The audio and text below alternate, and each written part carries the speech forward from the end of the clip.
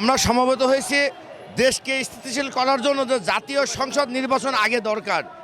কারণ বর্তমান যে সরকার, এই সরকারের মধ্যে কিছু কুচক্রী মহল আছে, আওয়ামী লীগের দোসররা, তারা চাচ্ছে যে স্থানীয় সরকার আগে দিতে।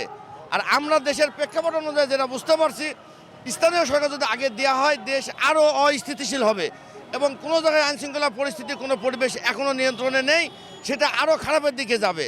যার জন্য আমাদের দাবি জাতীয় সংসদ নির্বাচন অতি সত্বর আগে দেওয়া হোক এবং জাতীয় সংসদ নির্বাচনের পরবর্তীতে স্থানীয় সরকার নির্বাচন দেওয়া হোক। স্থানীয় সরকার নির্বাচন এখন না দিয়ে জাতীয় সংসদ নির্বাচন আগে দেওয়ার দাবিতে আজকে আমাদের এখানে আগমন। আমি ভেড়ামারা উপজেলা পরিষদের সাবেক চেয়ারম্যান হিসেবে এবং ভেড়ামারা উপজেলা পরিষদের কর্মকাণ্ড নিয়ে টোটাল অঞ্চল বিচরণের মধ্য দিয়েই আমি আমার দাবি যে আগে সংসদ নির্বাচন হোক, এরপরে স্থানীয় সরকার নির্বাচন হোক।